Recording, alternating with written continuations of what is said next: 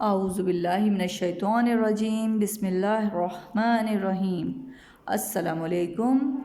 Nexus schooling system میں آپ کو خوش آمدید کہا جاتا ہے۔ میں آپ کی اسلامیات کی ٹیچر، چھٹی جماعت کی اسلامیات کی کتاب کے ساتھ آپ کے ساتھ ہوں۔ آج ہم چھٹی جماعت کی اسلامیات کی کتاب میں ایک نئے موضوع پر بات کریں گے، اس کو پڑھیں گے، اس کو سمجھیں گے۔ آئیے دیکھتے ہیں۔ سب سے پہلے ہم فہرست کی طرف جائیں گے۔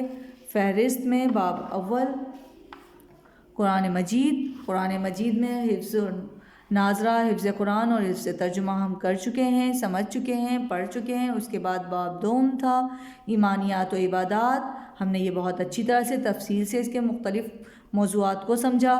اس کے بعد ہمارے پاس باب تھا باب صوم، سیرت طیبہ۔ سیرت طیبہ میں حضور پاک صلی اللہ علیہ وآلہ وسلم کے مختلف پہلوؤں کو، سیرت پاک کے مختلف پہلوؤں کو ہم نے تفصیلی سمجھنے کی کوشش کی، جاننے کی کوشش کی۔ اور اب آج باب چہارم کے عنوان احسان کے تحت ہم سبق کو، موضوع کو پڑھیں گے، احسان کو۔ احسان کو جب ہم پڑھیں گے تو احسان کے لیے ہمیں صفحہ نمبر 45 تک جانا ہوگا، اور صفحہ نمبر 45 پر ہم دیکھیں گے کہ ہمیں احسان کے بارے میں کیا معلومات فراہم کی گئی ہیں، کیا بتایا گیا ہے۔ تو آئیے بچوں میرے ساتھ صفحہ نمبر 45 تک چلیں۔ صفحہ نمبر 45 نکالیں اس کتاب کا۔ صفحہ نمبر 45، یہ ہے صفحہ نمبر 45، اور صفحہ نمبر 45 پر ہمارا عنوان ہے احسان۔ احسان کا مطلب ہے کہ کسی پر احسان کرنا، کسی کے ساتھ نیکی کرنا، کسی کے ساتھ اچھا سلوک کرنا۔ احسان کا مفہوم ہمیں بتایا گیا کہ احسان ہمارا عنوان ہے، اور عنوان کا مفہوم ہے احسان کا مطلب ہے کسی کے ساتھ نیکی کرنا، اچھا سلوک کرنا، بھلائی اور مہربانی کا برتاؤ کرنا۔ اسلام میں ایمان کے بعد جس چیز کی سب سے زیادہ تاکید کی گئی ہے وہ دوسروں کے ساتھ بھلائی کا معاملہ کرنا ہے۔ سورۃ النحل میں اللہ تعالیٰ ارشاد فرماتا ہے ان اللہ یأمر بالعدل والاحسان۔ سورۃ النحل کی آیت نمبر 90۔ ترجمہ: اللہ تعالیٰ انصاف اور احسان کرنے کا حکم دیتا ہے۔ مزید ارشاد فرمایا وَأَحْسِن كَمَا أَحْسَنَ اللَّهُ إِلَيْكَ۔ سورۃ القصص آیت نمبر 77۔ ترجمہ: اور جیسی اللہ تعالیٰ نے تمہارے ساتھ بھلائی کی ہے ویسی ہی تم بھی لوگوں کے ساتھ بھلائی کرو۔ تو احسان میں ہمیں کیا بتایا گیا کہ احسان کا مطلب ہے کسی کے ساتھ کیا کرنا ہے، نیکی کرنا ہے۔ کیسا سلوک کرنا چاہیے؟ اچھا سلوک کرنا چاہیے۔ اور برتاؤ میں کیا ہونا چاہیے؟ برتاؤ میں ہمارے بھلائی اور مہربانی ہونے چاہیے، کیونکہ اسلام میں ایمان کے بعد سب سے زیادہ کس چیز کی تاکید کی گئی ہے؟ احسان کی، دوسروں کے ساتھ بھلائی کے معاملات کی۔ سورۃ النحل میں ہمیں کیا بتایا گیا؟ اللہ تعالیٰ نے کیا ارشاد فرمایا؟ اللہ تعالیٰ انصاف اور احسان کرنے کا حکم دیتا ہے۔ اللہ تعالیٰ ہمیں کس بات کا حکم دیتا ہے؟ انصاف اور احسان کرنے کا۔ مزید اللہ تعالیٰ کا ارشاد باری تعالیٰ ہے کہ اور جیسی اللہ تعالیٰ نے تمہارے ساتھ بھلائی کی ہے۔ ہم جانتے ہیں کہ اللہ تعالیٰ ہم پر انتہائی مہربان ہے، انتہائی رحم فرمانے والا ہے، ہماری تمام غلطیوں کو نظر انداز کرنے والا ہے، ہماری تمام پریشانیوں کو دور فرمانے والا ہے، ہر حال میں ہمارے ساتھ ہے، اور ہمیشہ ہمارے ساتھ احسان کا معاملہ فرمانے والا ہے۔ تو اللہ پاک نے کیا ارشاد فرمایا، ہمیں کیا ہدایت کی ہے کہ اور جیسی اللہ تعالیٰ نے تمہارے ساتھ بھلائی کی ہے ویسی ہی تم بھی لوگوں کے ساتھ کیا کرو؟ بھلائی کرو۔ تو ہمیں لوگوں کے ساتھ کس حد تک بھلائی کرنے کی ہدایت کی گئی ہے کہ جیسی اللہ تعالیٰ ہمارے ساتھ بھلائی کرتے ہیں۔ ہمیں کسی بدلے کے بغیر دوسروں کے ساتھ اچھا اور بھلائی کا رویہ اپنانا چاہیے۔ اللہ تعالیٰ کے اپنے بندوں پر لا تعداد احسانات ہیں، وہ اس صفت کو اپنے بندوں میں بھی دیکھنا چاہتا ہے، اس لیے اس نے احسان کا حکم دیا ہے۔ اللہ تعالیٰ نے ہمیں احسان کا حکم کیوں دیا ہے، اپنے بندوں کو احسان کا حکم کیوں دیا ہے؟ کیونکہ اللہ تعالیٰ اس صفت کو اپنے بندوں میں دیکھنا چاہتا ہے۔ کس صفت کو اپنے بندوں میں دیکھنا چاہتا ہے؟ احسان کی صفت کو۔ کیوں؟ کیونکہ اللہ تعالیٰ نے اپنے بندوں پر کتنے احسان کیے؟ لا تعداد۔ جب اللہ تعالیٰ نے اپنے بندوں پر لاتعداد احسانات کیے ہیں تو وہ اپنے بندوں میں بھی اس صفت کو دیکھنا چاہتا ہے، اس لیے اس نے ہمیں احسان کا حکم دیا ہے۔ بالکل ایسا ہی ہے، احسان کا لفظ بہت وسیع مفہوم رکھتا ہے۔ اللہ تعالیٰ کے بندوں سے حسن سلوک کرنا، خاص طور پر والدین، رشتہ داروں اور پڑوسیوں کے ساتھ احسان کا معاملہ کرنا۔ اللہ تعالیٰ کے بندوں کے ساتھ کیسا سلوک کرنا؟ حسن سلوک کا، بہت اچھا، بہت رحم اور مہربانی کا سلوک کرنا۔ کس کے ساتھ؟ خاص طور پر والدین۔ سب سے پہلے کس کے ساتھ؟ خاص طور پر، خصوصی طور پر والدین، کہ جنہوں نے لمحہ لمحہ ہمارے ساتھ احسانات کیے ہیں ہماری زندگی پر۔ سب سے زیادہ ظاہری دنیا میں اللہ تعالیٰ کے بعد والدین کے احسانات ہیں، تو ہمیں سب سے پہلے ہمارے حسن سلوک کے حقدار کون ہیں؟ ہمارے والدین، اس کے بعد رشتہ دار، اس کے ساتھ پڑوسی۔ ان سب کے ساتھ ہمیں کیسے رہنا چاہیے؟ احسانات کے ساتھ، احسان کا معاملہ کرتے ہوئے۔ اسی طرح ضرورت مندوں کی ضرورت پوری کرنی چاہیے، غریب کا قرض ادا کر دینا چاہیے، کسی کی غلطی کو معاف کر دینا چاہیے، یتیموں کی پرورش کرنا، بیواؤں کی دیکھ بھال کرنا۔ غرض یہ کہ ہر بھلائی کا معاملہ احسان کے دائرے میں آ جاتا ہے۔ تو کیا کرنا چاہیے ہمیں؟ اسی طرح ہمیں ضرورت مندوں کی ضرورت کو پوری کرنا چاہیے۔ اگر ہماری نظر پڑتی ہے، ہمیں کوئی ضرورت مند نظر آتا ہے، محسوس ہوتا ہے، تو ہمیں اس کے ساتھ کیا کرنا چاہیے؟ اس کی ضرورت کو پورا کرنے کی پوری کوشش کرنی چاہیے۔ اگر ہم کر سکتے ہیں تو کسی غریب کا قرض بھی ادا کرنے میں اس کی مدد کرنی چاہیے یا پورا ادا کر دینا چاہیے۔ اگر کسی سے کوئی غلطی ہو جائے تو ہمیں احسان کرتے ہوئے اس کی غلطی کو دل سے معاف کر دینا چاہیے۔ یتیموں کی پرورش میں اپنا کردار ادا کرنا چاہیے، مدد کرنی چاہیے، بیواؤں کی دیکھ بھال کرنی چاہیے، کہ اللہ تعالیٰ اس بات سے بہت بہت بہت خوش ہوتا ہے۔ غرض یہ کہ ہمیں کیا کرنا چاہیے؟ ہمیں ہر معاملے میں احسان کو مد نظر رکھنا چاہیے اور احسان کی کوشش کرنا چاہیے۔ اب ہم آتے ہیں احسان کی اہمیت اور افادیت کی طرف، کیونکہ اگر ہم احسان کر رہے ہیں تو اس کی اہمیت کیا ہے، اور اگر اس کی اہمیت ہے تو پھر اس کا فائدہ کیا ہے۔ تو ہم جانیں گے اللہ تعالیٰ نے ہمیں کیا بتایا ہے۔ اللہ تعالیٰ اور اس کے رسول صلی اللہ علیہ وآلہ وسلم نے بار بار احسان کی تاکید کی ہے۔ معاشرے کو برائیوں سے پاک رکھنے کے لیے لوگوں کے ساتھ بھلائی اور مہربانی کا برتاؤ بہت ضروری ہے۔ احسان کرنے سے آپس میں محبت و بھائی چارے کی فضا پروان چڑھتی ہے۔ اللہ تعالیٰ اور اللہ تعالیٰ کے رسول نے کیا کیا ہے؟ بار بار کس بات کی تاکید ہمیں کی ہے؟ احسان کی۔ جی جناب، اللہ تعالیٰ اور اللہ تعالیٰ کے رسول پاک صلی اللہ علیہ وآلہ وسلم نے ہمیں بار بار احسان کی تاکید کی ہے۔ معاشرے کو برائیوں سے پاک رکھنے کے لیے کیا ضروری ہے؟ ضروری ہے کہ ہم لوگوں کے ساتھ بھلائی، مہربانی کا برتاؤ کریں، ان کے ساتھ احسان سے پیش آئیں، ان کے ساتھ عاجزی سے اور محبت سے پیش آئیں۔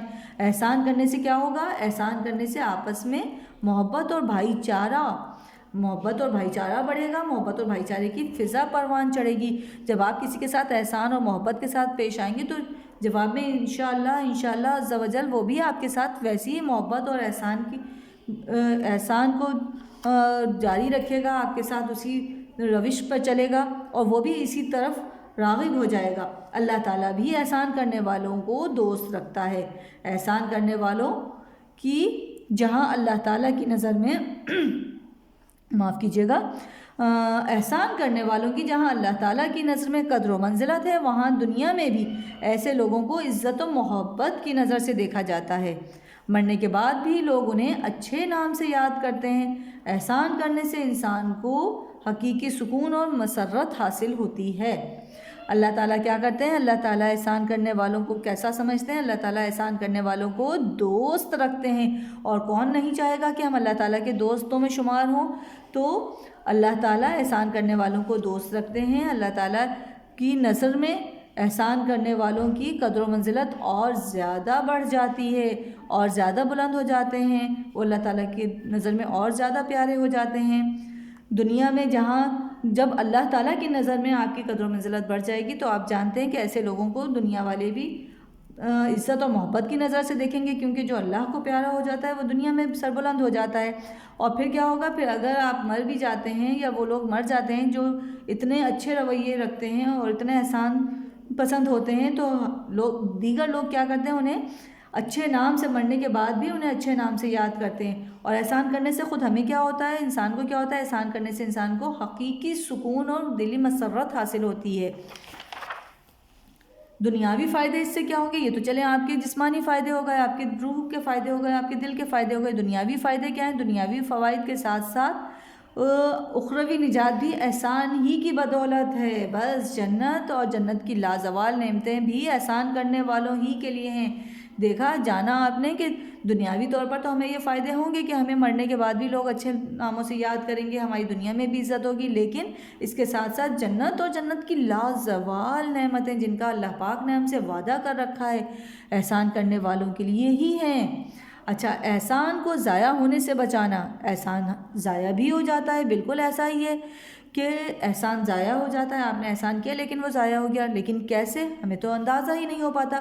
تو احسان کیسے ضائع ہونے سے ہم بچا سکتے ہیں؟ احسان کسی لالچ و غرض کے بغیر صرف نیکی کے جذبے اور اللہ تعالیٰ کی رضا حاصل کرنے کے لیے کیا جانا چاہیے۔ احسان کر کے جتانا اسے ضائع کرنے کے مترادف ہے۔ احسان کی خوبی یہی ہے کہ اسے جتایا نہ جائے۔ تو احسان کیسے کرنا چاہیے؟ احسان کرتے وقت آپ کو، آپ کے ذہن میں، آپ کے دل و دماغ میں قطعاً کوئی لالچ، کوئی خود غرضی کچھ نہیں ہونا چاہیے، کوئی دکھاوا نہیں ہونا چاہیے، بلکہ صرف اور صرف نیکی کے جذبے کے تحت اور اللہ تعالیٰ کو راضی کرنے کی خاطر احسان کرنا چاہیے۔ احسان کر کے اگر آپ نے کسی کو جتلا دیا، کسی کو بتایا، کسی کو متوجہ کیا کہ میں نے دیکھیں آپ پر یہ احسان کیا ہے یا میں نے فلاں پر یہ احسان کیا ہے، تو وہ کیا ہو جائے گا؟ اس سے آپ کا احسان ضائع ہو جانے کے برابر ہے۔ آپ کے احسان کی وہ وقت نہیں رہے گی، اللہ پاک کی نظر میں اس کی وہ قدر نہیں رہے گی۔ تو احسان کی خوبی کیا ہے؟ یہی خوبی ہے کہ اسے جتایا نہ جائے۔ اللہ تعالیٰ فرماتا ہے لا تبطلوا صدقاتکم بالمن والعذا، سورۃ البقرہ 264 آیات۔ ترجمہ: مومنوں، اپنے صدقات و خیرات کو احسان جتانے اور ایذا دینے سے برباد نہ کرو۔ اللہ تعالیٰ نے کیا ارشاد فرمایا، کیا ہدایت کی ہمیں، کیا پیغام ہمیں بھیجا کہ مومنوں، اے ایمان والو، اپنے صدقات کو، اپنے خیرات کو، جو آپ نے صدقہ دیا، جو آپ نے خیرات کی، اس کو کیا کرو؟ احسان جتانے اور ایذا دینے، اور مطلب کسی کو احسان جتانے اور احسان جتا کر تکلیف پہنچانے سے برباد نہ کر دو۔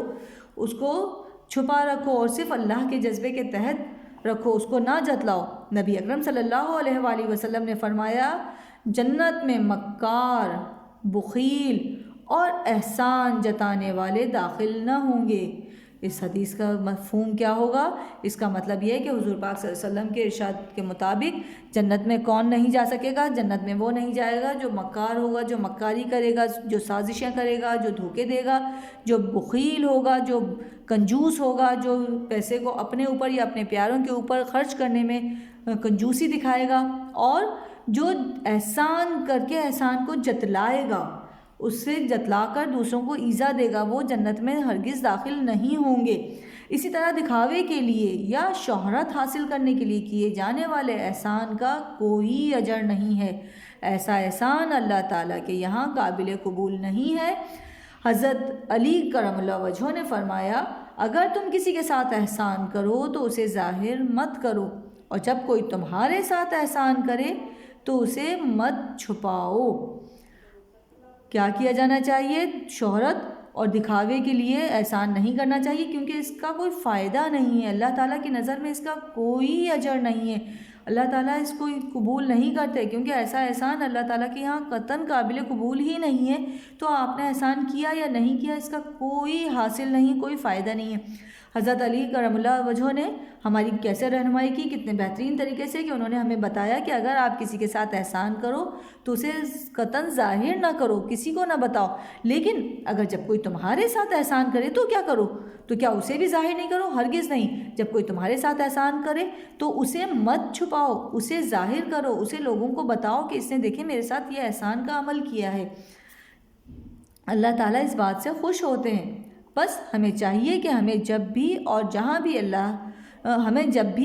بھی لوگوں کے ساتھ بھلائی کا موقع ملے تو اس سے ضرور فائدہ اٹھائیں۔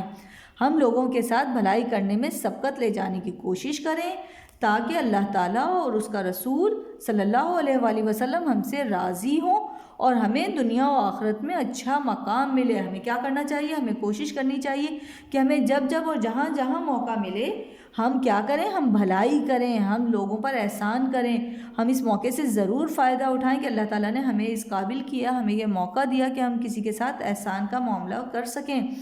ہمیں لوگوں کے ساتھ بھلائی کرنے میں کیا کرنا چاہیے؟ بازی لے جانے کی کوشش کرنا چاہیے، جیتنے کی کوشش کرنا چاہیے کہ جو ہی ہمیں موقع ملے ہم احسان کرنے میں پہل کریں۔ اس سے کیا ہوگا؟ اس سے اللہ تعالیٰ اور اللہ کے رسول صلی اللہ علیہ وآلہ وسلم ہم سے راضی ہوں گے، اور جب اللہ اور اللہ کے رسول ہم سے راضی ہوں گے تو انشاءاللہ عز و جل ہمیں دنیا اور آخرت میں اچھا اور بہترین مقام ملے گا۔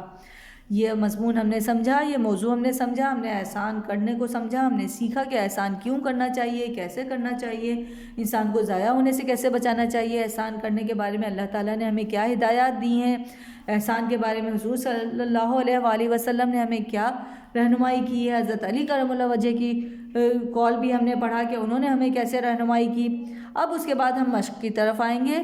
تو بچوں آپ نے کیا کرنا ہے؟ آپ نے لوز پیجز لینے ہیں، رف کاپی لینی ہے، اور اس پر پہلے ہم سوال نمبر 1 لکھیں گے، لائن کھینچیں گے، اور اس کے بعد آپ کو پتہ ہے کہ آپ سوال نمبر 1 کیسے لکھیں گے۔ سوال نمبر 1 لکھیں گے اور آپ لکھیں گے احسان سے کیا مراد ہے؟ احسان سے کیا مراد ہے؟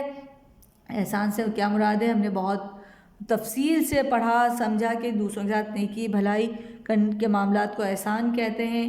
اس کے بعد سوال نمبر 2 ہے احسان کس کس طرح سے کیا جا سکتا ہے؟ تو ہم نے بہت تفصیل سے پڑھا اور سمجھا کہ احسان کسی کے ساتھ بھی کس طریقے سے کیا جا سکتا ہے۔ اب میں یہ دیکھنا چاہوں گی کہ اس سرگرمی میں جب آپ یہ کام کر کے مجھے چیک کروائیں گے تو مجھے اندازہ ہوگا کہ میری محنت کس حد تک کامیاب ہوئی، آپ نے اس موضوع کو میرے ساتھ کتنا اچھی طرح سے سمجھا۔ آپ نے ان سوالات کے جوابات کو خود تلاش کرنا ہے اور ان سوالات کو اور اس کے بعد ان کے جوابات کو، تفصیلی جوابات کو درج کرنا ہے رف کاپی پر، اور پھر مجھے لا کے دکھانا ہے۔ تو کیا ہوگا؟ سب سے پہلے آپ لکھیں گے سوال نمبر 1 احسان سے کیا مراد ہے، اس کے بعد سوال نمبر 2 احسان کس کس طرح سے کیا جا سکتا ہے، پھر سوال نمبر 3 ہے احسان کی اہمیت و افادیت کیا ہے۔ آپ کو یاد ہے نا، ابھی ہم نے پچھلے صفحے پر پڑھا ہے کہ احسان کی اہمیت اور اس کی افادیت کیا ہے، احسان ہمیں کیوں کرنا چاہیے، کیوں اہم ہے، اور اس سے ہمیں کیا دنیاوی اور اخروی فائدے ہوں گے۔ اس کے بعد سوال نمبر 4 ہے کہ احسان کو ضائع ہونے سے کیسے بچایا جا سکتا ہے۔ تو ہم جانتے ہیں کہ اگر ہم دکھاوا کریں گے، ہم جتلائیں گے تو احسان ضائع ہو جاتا ہے، تو ہم ضائع ہونے سے کیسے بچائیں گے۔ پھر سوال نمبر 5 ہے کسی کو ایذا دینے اور احسان جتانے سے احسان کیوں ضائع ہو جاتے ہیں۔ تو ہمیں دیکھنا ہے کہ ہمیں کیا بتانا ہے۔ کسی کو ایذا دینے سے ہم جانتے ہیں کہ اس کو تکلیف ہوگی، دکھاوا ہوگا، احسان جتانے سے اس کو اذیت ملے گی اور اس سے اللہ تعالیٰ ناراض ہوں گے، اللہ تعالیٰ خوش نہیں ہوں گے، تو ہمارا احسان ضائع ہو جائے گا۔ سوال نمبر 6 ہے خلوص نیت کے بغیر نیکی بیکار ہے، کسی مثال سے وضاحت کریں۔ آپ نے اس سے اپنی طرف سے کوئی ایک مثال بنانی ہے کہ آپ نے بتانا ہے اپنے الفاظ میں کہ خلوص نیت کے بغیر اگر آپ صرف دنیا کے دکھاوے کے لیے کوئی نیکی کرتے ہیں تو کیوں آپ کو لگتا ہے کہ وہ نیکی بیکار ہو جائے گی۔ یہ آپ اپنی مثال دیں گے، اپنے الفاظ سے مثال دیں گے۔ سوال نمبر 7 ہے بحیثیت طالب علم آپ نیکی کے کون کون سے کام کر سکتے ہیں۔ اب یہ آپ کی آزمائش ہے کہ آپ اس سوال کا جواب کتنا تفصیلی اور کتنا بہترین لکھتے ہیں، کیونکہ آپ بحیثیت طالب علم کیا کیا کر سکتے ہیں یہ آپ بتائیں گے کہ آپ نیکی کے کون کون سے کام ہیں جو بحیثیت طالب علم کر سکتے ہیں اور جو احسان میں شمار ہو سکتے ہیں۔ ٹھیک ہے، تو یہ 7 سوال ہیں، یہ 7 سوال آپ سوال لکھیں گے، پھر ان کے جوابات لکھیں گے اور رف کاپی میں یہ مکمل کریں گے۔ جب یہ 7 سوال آپ کر لیں گے پھر آپ یہ بنائیں گے کالمز، اسی طریقے سے بنائیں گے لائن میں۔ آپ کو پتہ ہے، آپ جانتے ہیں جیسے ہم کرواتے ہیں کالم الف اور کالم ب، آپ اسی طریقے سے ایک صفحے پر لکھیں گے اور ان کو آپس میں ملائیں گے۔ کیسے ملائیں گے؟ جیسے ہم نے پہلی لائن پڑھی، پہلا نمبر ہے اسلام لوگوں کے ساتھ۔ اسلام لوگوں کے ساتھ کیا ہمیں مکمل کرنا ہے، اس جملے کو کیا کرنے کا حکم دیتا ہے؟ اسلام لوگوں کے ساتھ اور بھائی چارے کی فضا پروان چڑھتی ہے، ہرگز نہیں۔ احسان کا حکم دیتا ہے، بالکل۔ بھلائی اور مہربانی کا حکم دیتا ہے، احسان کے دائرے میں آتا ہے یا کو حقیقی سکون ملتا ہے۔ ہمیں اس کو ملانا ہے۔ کیسے؟ اسلام لوگوں کے ساتھ مہربانی اور بھلائی کا حکم دیتا ہے۔ اچھا، اسی طرح سے کسی کی غلطی کو معاف کر دینا، کسی کی غلطی کو معاف کر دینا کیا ہوتا ہے؟ احسان کے دائرے میں آتا ہے۔ اسی طریقے سے ہمیں باقی چیزوں کو ملانا ہے. اب یہ آپ ملائیں گے تو میں دیکھوں گی کہ آپ نے اس سبق کو کتنی اچھی طرح پڑھا ہے, سمجھا ہے اور جانا ہے. ٹھیک ہے, اسی طریقے سے آپ جملوں کو ملا کے مکمل کریں گے. یہ کام ہو گیا. اس کے بعد ہم آئیں گے خالی جگہوں کی طرف. خالی جگہیں پر کریں. کیسے پر کریں گے؟ جیسے آپ جانتے ہیں ہم ہمیشہ کرتے ہیں. پہلے یہ جملہ لکھیں گے. احسان کا مطلب ہے کسی سے بھلائی اور مہربانی کرنا. ٹھیک ہے, احسان کا مطلب کیا ہے؟ کسی سے بھلائی اور نیکی کرنا. ہم کتاب سے دیکھیں گے, کتاب سے اس کا جملہ ڈھونڈیں گے اور اس کو مکمل کریں گے. نمبر 2 ہے اللہ تعالیٰ کے اپنے بندوں پر لاتعداد ڈیش ہیں. کیا ہیں؟ لاتعداد احسانات ہیں. اسی طریقے سے نمبر 1, نمبر 2, نمبر 3, نمبر 4 اور نمبر 5 آپ لکھیں گے اور ان کو خالی جگہوں کو خود پر کریں گے. آپ اپنے بڑوں کی مدد لے سکتے ہیں, پوچھ سکتے ہیں, لیکن آپ اس سبق کو دوبارہ پڑھیں گے, بہت اچھی طرح سے پڑھیں گے اور یہ تمام خالی جگہیں پر کریں گے اور پر کر کے اس سبق کو مکمل کریں گے. اس کے بعد ہمارے پاس ہے نمبر 4 عملی کام. عملی کام میں نمبر 1 کیا ہے؟ نیکی کے کاموں کی ایک فہرست بنائیں اور ان کاموں پر دائرہ بنائیں جو آپ نے کیے ہیں. آپ کیا کریں گے؟ ایک فہرست بنائیں گے, ایک لسٹ بنائیں گے.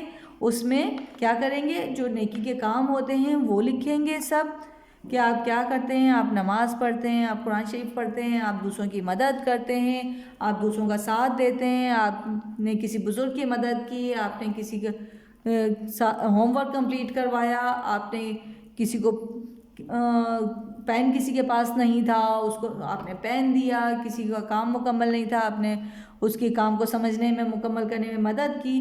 جو کام آپ کرتے ہیں یا جو آپ کے ذہن میں نیکی کے کام آتے ہیں آپ وہ لکھیں گے. اور اس کے بعد جو جو کام آپ نے کیے ہیں آپ ان کو دائرہ بنا دیں گے. نمبر 2 احسان سے متعلق کوئی واقعہ, مثلاً ایک معذور شخص جو اپنے گھر میں اکیلا ہے, آپ اس کی کس کس طرح سے مدد کر سکتے ہیں, ڈرامے کی صورت میں جماعت میں پیش کریں. آپ اس کی تیاری کریں گے, آپ ہمیں بتائیں گے, آپ سوچیں گے, پہلے سوچیں گے, پھر اس کے بعد آپ ایک ڈرامے کے طور پر اس کو لکھیں گے, تحریر کریں گے کہ کیا ہونا چاہیے. پھر ہم سب مل کر اس کو اپنی جماعت میں, جب ہم ایک ساتھ ہوں گے تو اس کو ڈرامے کی صورت میں جماعت میں پیش کریں گے. تو آپ نے کیا کرنا ہے اس میں؟